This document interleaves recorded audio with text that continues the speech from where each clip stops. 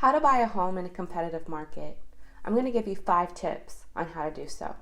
Hi, my name is Kiana Dawson with eXp Realty, and buyers have been pushed off the fence due to high rents and low interest rates. So it's created what they call a seller's market, creating a very highly competitive market.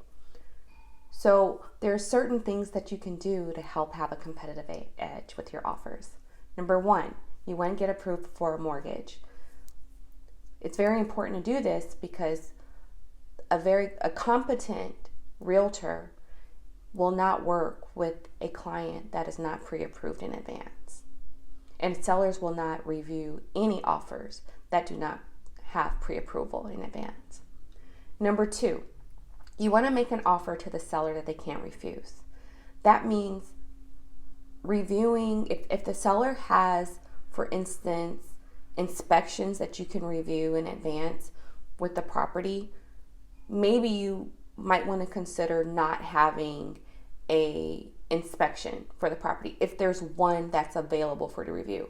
I'm not saying release all of your contingencies such as appraisals and you're doing your due diligence for the property. However, if certain information is provided to you in advance and you feel comfortable with releasing certain conditions for the purchase of that property, that's something that you may want to consider. Number 3, you want to make a sizable deposit. This means in California, between typically 1 to 3% of the purchase price. Typically, the higher your earnest money deposit, it shows how serious you are as a buyer for that property. Number 4, you want to be flexible with the closing dates. If you have a seller that needs to purchase another home, or they just need an additional few days to leave the property after closing, those are the type of conditions that you want to consider seriously when you put in your offer, because it can give you a competitive edge over the other offers that are coming in.